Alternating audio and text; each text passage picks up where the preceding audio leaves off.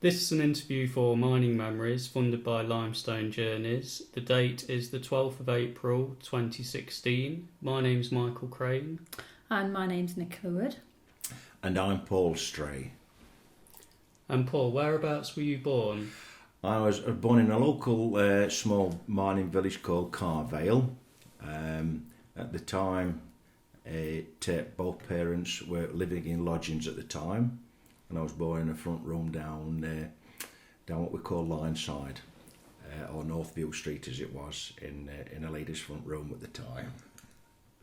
Okay, and thank you for agreeing to be interviewed, Paul. Yeah. Is there anything you don't want to talk about today? No, I'm quite open and willing to discuss anything that you'd like me to go through. Okay. Okay, lovely, thank you. So how did you get into the mining industry?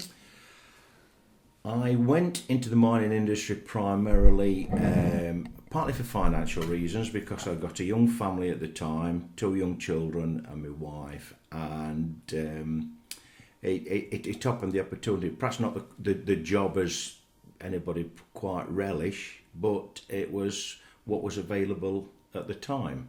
And from a financial perspective, it was the wages were quite sufficient to keep a household and family fed and watered, sort of thing. Thank you. And what did you want to do when you left school? Did you always wanted to? Initially, my primary aim was I contemplated joining the police force, but it wasn't to be at the time, and from that point I then applied to a local chemical works and got a role as a quality control chemist.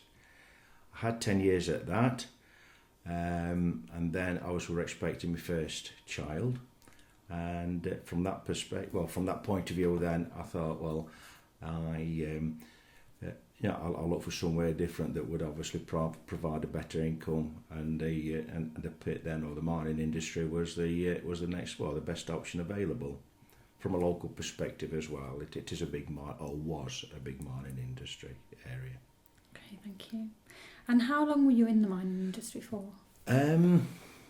It was only, a shortish period, but I completed 13 years in the pits. I would, to be truthful, after experiencing mining, it was a job that it had got some uniqueness about it, and if it had been available, I would have stayed in the pits in the mining industry. It's the camaraderie, the bonds that you form with your fellow workers.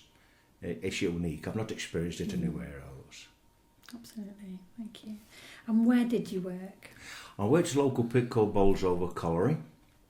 It was in the north corner of Derbyshire, but for some reason we were classed as part of the Nottinghamshire area for some reason. Perhaps just geologically or geographically, beneficial to them. We used to have the main head officers on an adjoining site as well, so that might have been, part of the factor of it being in Nottinghamshire as against Derbyshire, where we actually sited. Okay, thank you. Did you cover different job roles? Can you tell me about I that? did. From starting in the pits, obviously you had 3 or 4 months of intensive training to acclimatise yourself to the general workings. Then from that, usually the first job would be perhaps either beltman, what we call beltman, that was basically patrolling and maintaining the belts, make sure everything was running all right. Onto the haulage side of things, or perhaps just covering a junction point, where coal would perhaps tip onto another belt. But I went directly onto the heavy haulage side of things, which was transporting all the materials, equipment, and that into the mine itself, and then taking it up to where the actual coal faces were operating. Okay, thank you.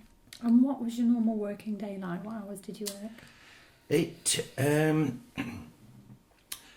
I had a 2 or 3 years on what we call day shift, which was to be 6 a.m. in the morning start through to perhaps about 2 p.m. in the afternoon, 1:30, 2 o'clock-ish, that sort of time period. It was a case I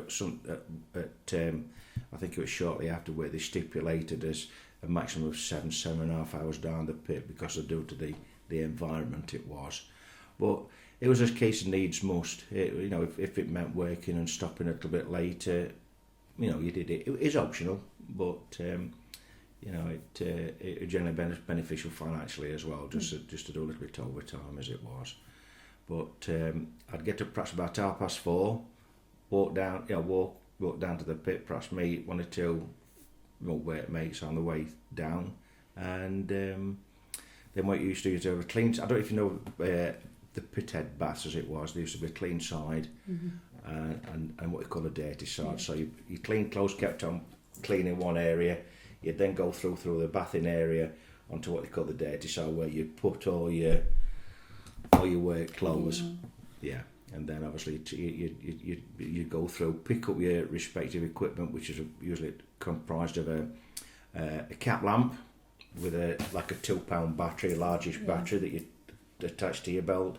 You'd have a self-rescuer as well, which in case there's a fire or something like that, or where they're in impure atmosphere, perhaps carbon monoxide or carbon dioxide, perhaps through a fire or some combustion of some sort. Hopefully it used to give you roughly 90 minutes, or give you 90 minutes to get out of the mine. Okay. Fingers crossed anyway, depending where you were sighted. Well, it was cumbersome at times, but it was essential equipment, and then you carry any little bits of tools that you may require to use during the day. So you're always loaded up round your waistline with several pounds of equipment and lighting. Because they were very heavy, weren't they? They were, yes. Yeah. They were, yeah. But you needed them, and that was it. Okay. Did you enjoy your work, and are there any particular memorable moments? I really did. It was whether it was in the blood, I don't know, because my dad spent all his life down. But as I mentioned before, he went down on his 14th birthday because he qualified age-wise to go down, and my grandfather before that was a miner as well. There was quite a few amusing times, and there were some sad times as well, working down the pit, but it was a bunch of bits hard work. The environment was harsh as well. You also got your dust, you'd perhaps potential pitfalls, accidents, and that I've had several myself through slight mishaps, and that's some partly through my own fault, some do just unavoidable, but you just got to, you just accepted these sorts of things as part of the job, and but we did. We had some funny times. Perhaps one or two perhaps might not be suitable for recording, but yes, and it was sort of like a swings and roundabout situation. You had good days and bad days, but same as I think you got on with it. And but you built up such a bondship, and you relied on each other. You used to watch each other's bikes, as they say. Yeah. And I think perhaps a lot of other miners would repeat the same sort of thing. I can't think anything just offhand or not as a day repeat. I tell children we have a good laugh about certain aspects, but it's perhaps not quite quite suitable, really, and not unless you really want me to go into certain depths and everything. But as again, it was a good life to me. It was anyway. Good, thank you. Were you a member of the union? I was. I was a staunch member of the NUM until I then took my shot firing and deputies papers, which was after the '84 miners' strike. But I was out on strike, and it's something I was proud of, in all fairness. But we were staunch, we stuck together, or a majority of us did anyway. And can you explain what being in the union offered you as a union member? It gave us some, what can I say? Some security, I would say, to some degree. It was, they were there to stand for you if you felt. If you wanted help, advice, perhaps if you felt perhaps wrongly done to through some circumstance or another, and It was mainly from a security point of view. You got somebody there to turn to, or would speak for you and for your, on your behalf as well. As again, I've always been a staunch union man in that respect. So, and I supported it, and I abided by what rules. Mm-hmm. It was, they wanted us to come out for some reason, and it was supportive as well. It was a case if another miner or whatever, to a certain section of the mining fraternity had been thought they'd been done wrong to for whatever reason, we'd stand by him if it were justified, and justified to do so. But same as anything else, people would do things and think, well, you are in the wrong, But if they weren't, we'd stand by them, and as again, it gave you that comfort to think they were there for you. Thank you. I think you've covered some of this actually, Yeah. but we'll ask it again. What were your working relationships like with colleagues? In a majority of cases, it was very good. It was excellent in some cases, especially if you're working with a small team of men. To be quite honest, I had a couple of years on the heavy haulage side, which was heavy haulage. You were manoeuvring and transporting things weighing several tons. You could have accidents. And it was a regular thing, perhaps for the actual items or the little trams that they were carried on would come off, tip over or whatever. So you relied on them, and you think, well, I know what he's doing, and have the confidence in that person to do the right thing, and vice versa. When it was after a couple of years, I took my I did what we call my face training. As again, that was several weeks of learning how to work on a face. As again, that was a different environment altogether as to working along what we call the roadways or the main passageways. The face was a totally different aspect of. Did you work the face? I did work the face for quite a number of years. It was. In all fairness, Bolsover, we were slightly on the peripheral edge of the main coal fields. The further you get into Nottingham itself, the depth of the coal seams were far deeper. It was though we were in a slight basin, and perhaps even about 3 miles away, some of the coal seams, actually what we call outcropped, actually sort of followed the strata, and they came out on the surface. Right. But as we were, most of our scenes were quite narrow. We had one scene that was most of the faces were classed as 90 things, because they were literally 90 centimetres in height. Okay. And then I'm to crawl along those for perhaps 300 yards, backwards and forwards several times a day, following the machine and bringing all the the respective equipment and that in, the chocks and things. Your body used to take a little bit. It used to take its toll. Following that, I progressed and went into what we call the ripping, or the headings, which was actually driving the corresponding or the parallel roadways either side of the coal face. If you need anything explanation, I can go into a little bit more depth if you're not quite sure some of the terms or that or what I might be referring to. But it was that was excessive. That was heavy work, and it was it built you up as well, from a muscle aspect as well. But we'd be boring a fire into basically a rock face or a coal and rock face. Packing it with explosives.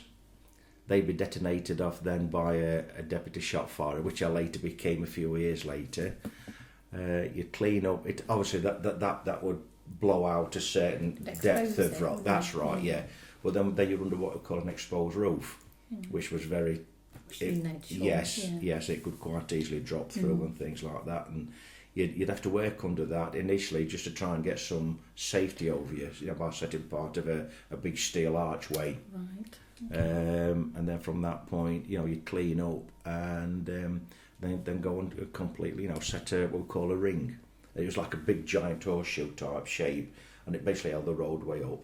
And then that that would then cater for, as it is, each roadway or heading as it is, you had one at each end of the face.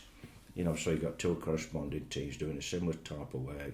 And then also the coal face would be advancing, perhaps behind it, or in some cases, there were different ripping types of system. What we call an advanced heading or an advanced ripping, where you'd work perhaps 20, 30, 40 yards in front of the face, and the face would be following up behind you, or you'd just be working one where perhaps might be 7 or 8 metres behind it, and as the face is advancing, that would take part of the coal away, but then you would take the coal out and the stone out, and then you would follow it on in just a general standard ripping. If that might explain, I don't know if you want to go into a little bit more. That's right. Yeah, that's lovely. Thank you. Okay. What did you do in your time off? I enjoyed my family life. We'd get out and socialise as best as we could. Yes. I did enjoy playing Crown Green bowlings. There were a lot of UL fairs in the general area, and most of these had sports facilities, primarily a bowling green somewhere near the welfare and cricket pitch, football. But I just enjoyed Crown Green bowling. So. Were your family involved in the mining community? Did you get involved with the mining community itself? Yes.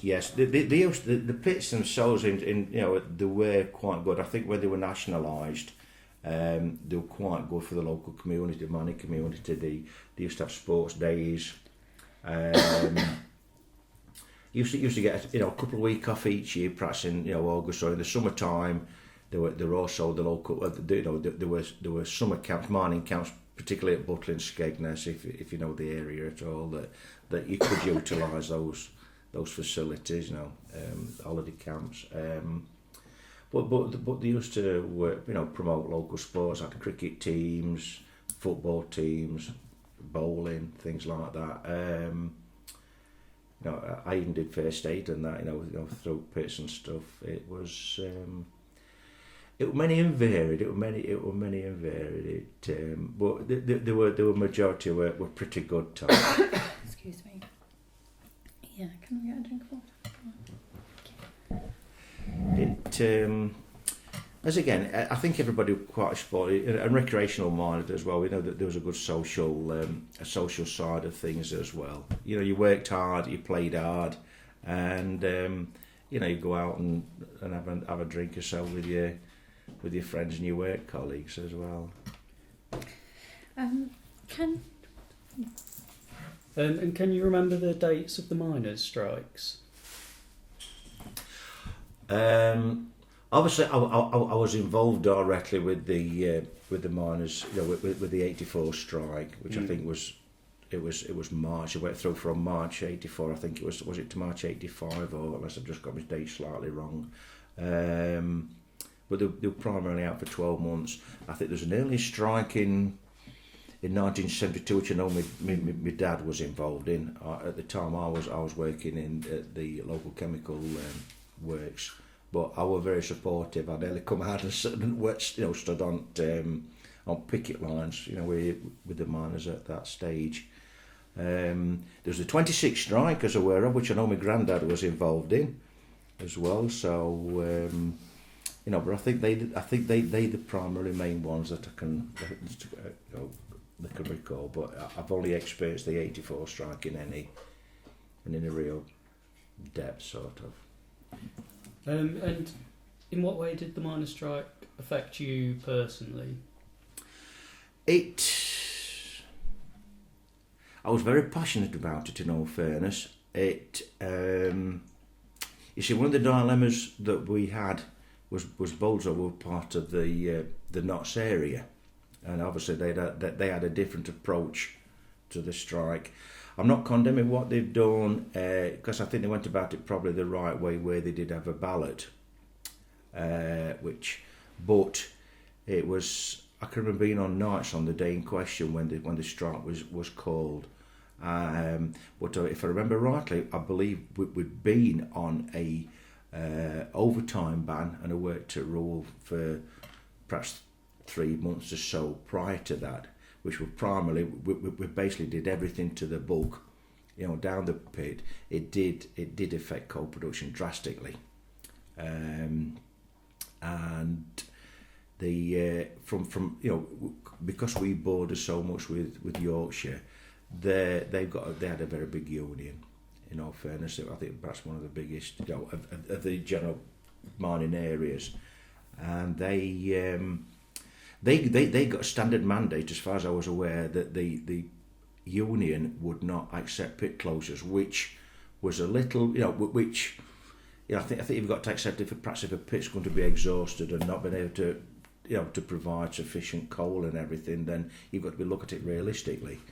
But I think because of the work to rule or the overtime ban that we were working on at the time, it was a case that it was having a bigger impact than I think that was, that the government at the time were realising, and I think it was a case then that they did like a preemptive approach, and they closed one. I think it was Corn Wood, which was reasonably close. And all I can remember going down on that day in question, we walked down to Pit as normal with 2 or 3 friends of ours, and we were met with about 2,000 or 3,000 South Yorkshire miners, from that area. They came to picket the pit, and we had that 2 nights on trot. But same as anything else, we're staunch union. We had a meeting. They allowed us to go through. We had a meeting in the canteen, and we decided we weren't prepared to cross a picket line. So we came out, and we had two nights of that, and then it was a case that what they did, because we're part of the Knots Union, I think the Knots Union decided to they wanted a ballot. So he says, would you give all the miners the chance to go through, and not be faced with a picket line to carry out a vote, which they did. And it and they voted to if I remember right, I think Bolsover at the time, because of our location, there was Bolsover and Cresswell Colliery, and I think that both pits voted with quite a substantial majority to support the strike, as against what the Knots people had decided to do. So we did, and from that point, we came out on strike, and that was it. And obviously things developed the way they did, but we stuck it out. Well, to be quite fair, I stuck it out for 11 months of the 12, as it was. My wife's mother, she worked in the canteen, and she was quite staunch as well, and God bless her, she's passed away now, but she stuck out for the full 12 months, which I was proud of her doing. But it's it was a case that we came out on strike. It was to go down early morning, perhaps 4 or 5 o'clock, join the picket line outside the gate, because there were 1 or 2 people did go into work. They were frowned upon as expected. That's been polite, if you know what I mean. And it just went. It just carried on to that degree, and we did as best. Went out on 1 or 2 of the surrounding marches. Went to Mansfield, Nottingham, and we even went down to Wales. And I got quite a few friends who lived over in Doncaster who were miners there, who used to go over and visit them.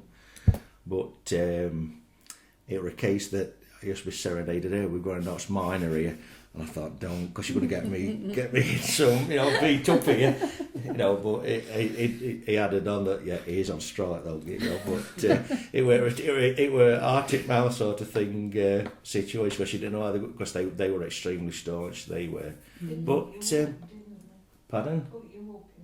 They did, I had a family in Wales that put me up, when we went down. I can remember the Wales one in particular, because we were Knots. I think we took about 40 down on the bus, included mother-in-law as well, and they put us at the head of the march, which was quite an honour in that respect.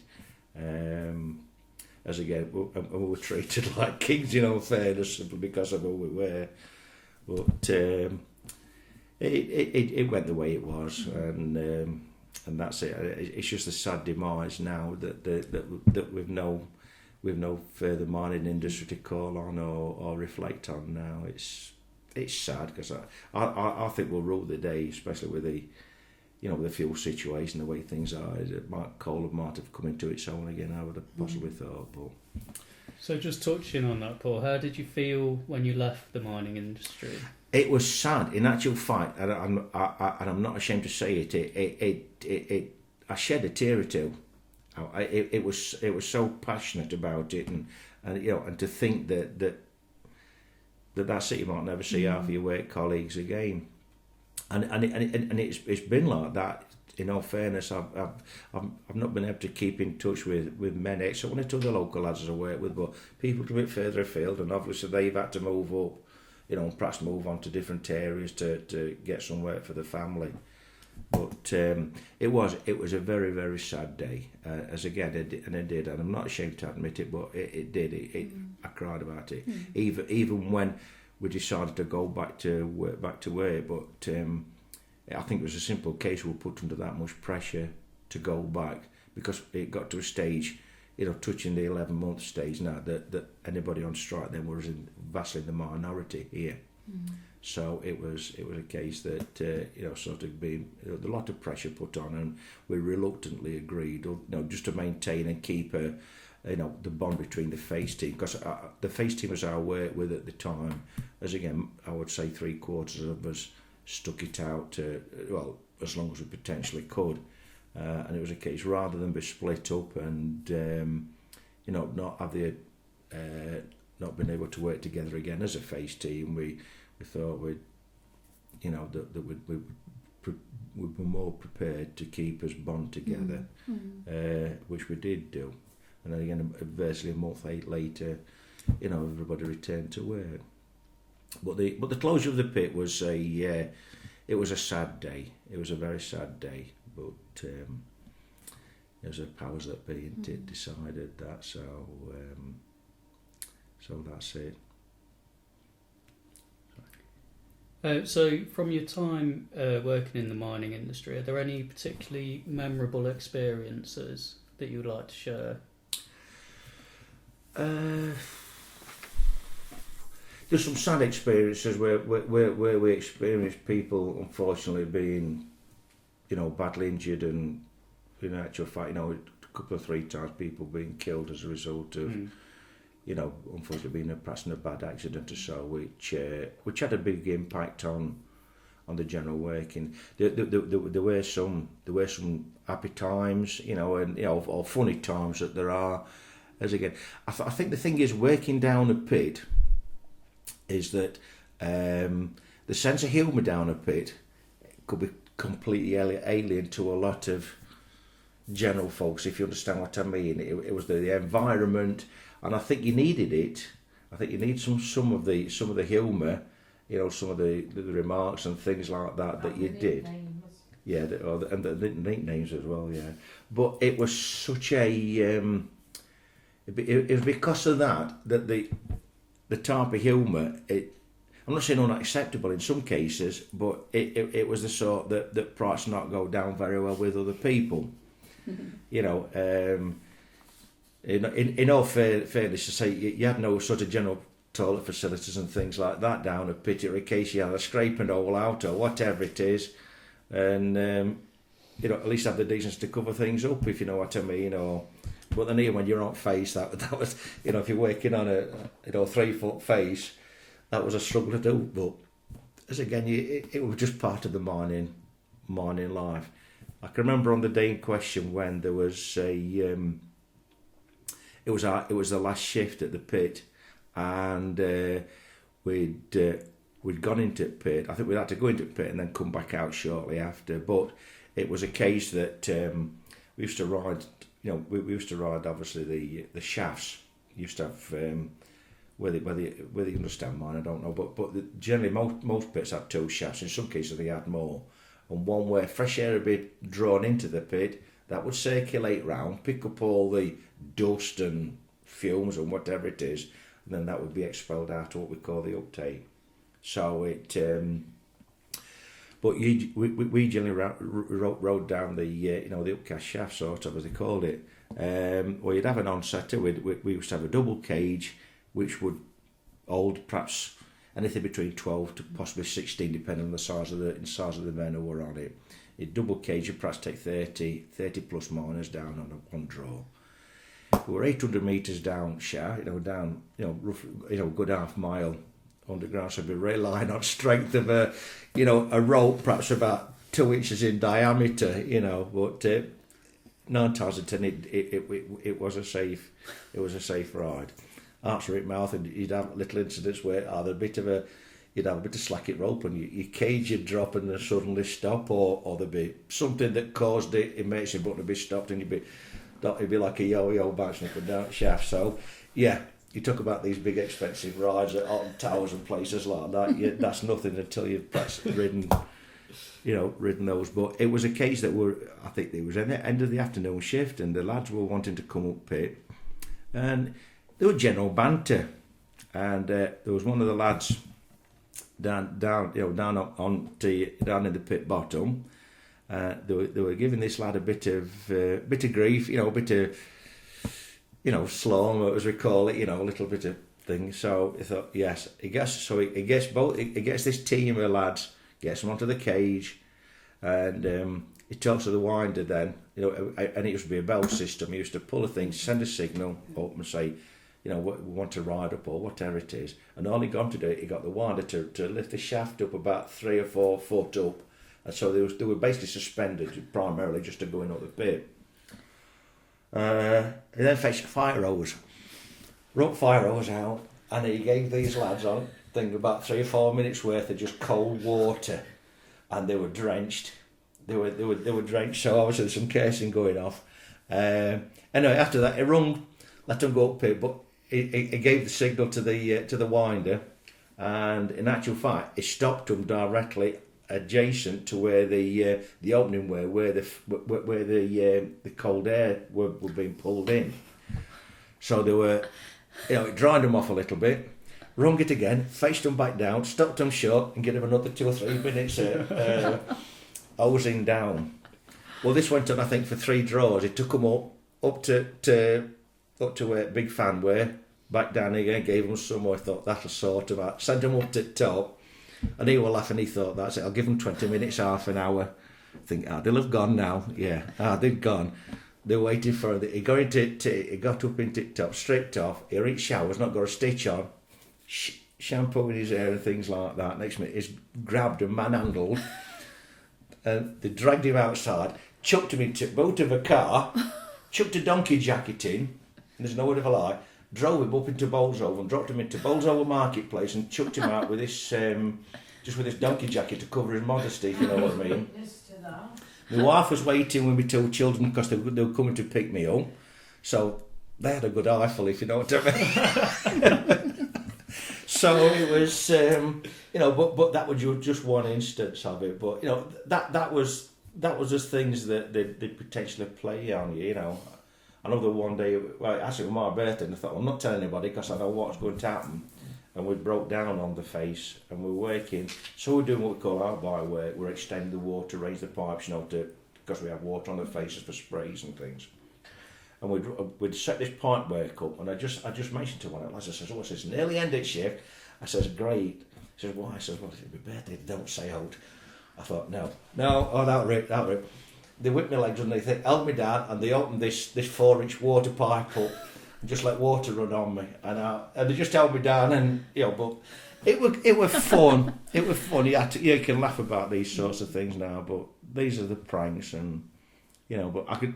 There's 1 or 2 others, but I dare repeat them. Sorry, not for recording anyway. Okay. But it was good. That was the laughable side of things. But to say there were some serious, some bad accidents and that resulted in fatal, fatalities and that, which were sad. It was sad in that respect. But everybody used to rally around and look after each other, and you needed it, especially in the ripping or on the face, because of the roof conditions. And I've seen it where a roof, or especially in the ripping, where roofs collapsed. And you've had big boulders nearly as big as this table just completely dropped through. They'd have killed somebody if it weren't for somebody saying, because it's surprising, you develop that like a sixth sense with the environment you're working in. You listen to little cracks and things like this, and you develop this sense for something's not quite right, And I would think 9 times out of 10, it did pay dividends to listen to what was happening round about. You can hear you cracking and creaking, and you realise, and then seconds later, something. I can remember being out ripping, and we stood on what we call a platform, which were about 6 foot high, and we had we used to have 2 long telescopic pipes that used to fit onto brackets either side. You'd put some large scaffolding boards like big tabletops to stand on, and I can remember it. And also we got on, we stood on this ready to sort out the roofing, and next minute there was a creak, and we jumped off, and the whole lot came down and it just completely broke everything. It broke the scaffolding boards that were stood on. The scaffolding boards were 3 foot 3 foot thick, perhaps about 5 foot, and it just broke them like just breaking matchsticks. You think it was underneath that sort of thing, but but again, you got to live with these and develop that sense, that affinity to your environment. So finally, Paul, do you keep in touch with any of your ex-colleagues or meet up for anniversaries, special occasions? They have done it, but unfortunately we've not been in a position, or I've been in a position where they've done it. They've had 2 or 3 like a reunion, but I've not been able to get to them, because as it was at the working, my recent working profession and things like that. So, but I've intentions of hoping to attend one. I do see several, not as many as I'd like, but there are certain people, but you've always got a word for each other, and you've always got that respect for each other when you do see them, and that's another thing as well. You can. Yeah, there are quite a few in the bowling. You meet other teams, or the ex-miners. Perhaps they've not worked with you particularly, but they've worked in perhaps one of the local mines. But you've also got something, and you've also got that respect for each other. A respect for a miner. And it. And I say it's something that everybody. I don't know how to phrase it really, but you've got that. Again, there's that mental bond, that with anybody who's in a miner, you can understand each other, but you've always got somebody to talk to as well. And to be honest, that was a big help in my recent career, but we'll perhaps come around to that a little bit later on anyway. So what do you do now? Well, to be quite honest, I just retired just literally 12 months ago. I finally achieved my goal and joined the police force. Really? I was I'd reached 44 years of age, and I wondered when the pit's shut, I didn't know what to do. I was out to work for about 6 weeks, and I thought the thing is the work market was just flooded with miners, so there was very little opportunity for anything like that. And I had to fall back onto my early skills when I worked in the as a quality control chemist, and I got a science technician's role with one of the local colleges. It used to be an ex-mining college as well. I think the only downside to it, in all fairness, was that it was run initially. It was a 12-month contract when I joined, and then it was just a case of contract extensions, which was. It was all right, but it just couldn't sort of settle and get that that security. And anyway, after about 3 years, they were advertising for police forces with Derbyshire Police. I thought, well, it's something I've wanted to do. I put my application form in, I thought I was too old for it actually. 45 was the cut-off point. So anyway, I managed to get in and pass the entrance exams and things like that. Based in the local village. Yeah, and I worked in my local village for quite a number of years doing that, but it was a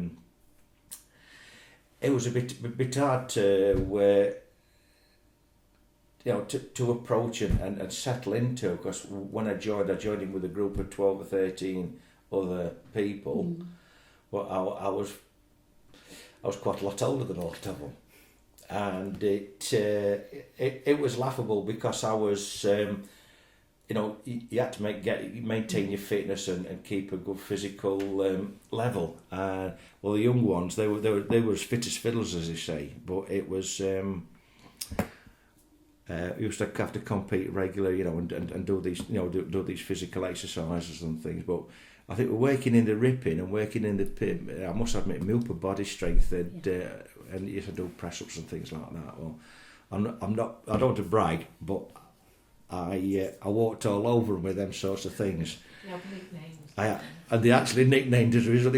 My nickname was the Legend, and I thought, and it. And then family. Oh, sorry. Oh, that was later on. Yeah. But at the time then, and I even had the accolade from one of the main tutors as well. I think he was either a sergeant or an inspector or something, and he sort of called him the Legend as well, which I thought, respect. Absolutely. Sorry. Anyway, but yeah. Thank you. Well, thank you very much. I think that about covers it. Right. And thank you for taking part in the project. No. It's been absolutely lovely sharing your story. It really has. So thank you very much. No, you're more than welcome. I've enjoyed it. It's it's just nice to perhaps tell your side of the story, and it's and it's recorded and relive it. There's lots of other things. So I said, well, even as again, I know perhaps relating back, but. After the pit strike, after we came back in 85, I stuck another year, but the strike had a big impact on the working environment, down the pit as well. That bond and that trust had been weakened to some degree, and it was then that I decided to take the next step up and do my shot fire and my deputies papers. But I also kept my philosophy where from that aspect of a deputy that I sometimes I get criticised for it, by some management, but say you shouldn't be doing that. But I thought, well, I don't like to ask somebody to do something which I regard as dangerous if I'm not prepared to do the things themselves. And in many cases, I thought, well, no, I'll lead from the front, and at least show I'm prepared to do it and willing. Think, look at him, he stood back, he's wanting us to put his lives in danger. So I'd always put myself into, and I used to give lads a chuck out. You're there from a safety aspect. I suppose I'm partly wrong in doing it, but it's just my nature. I just could not stand back and watch somebody why you thought you'd taken an easy option out, and but it's still in good stead, and you maintain that. Even though there was a slight barrier between thinking, well, you're slightly management now as against a pit man, but I felt that you close that divide between them, and you maintain the respect and the loyalty and that of your fellow miners. So anyway, thank you. You're more than Thank welcome. you very much.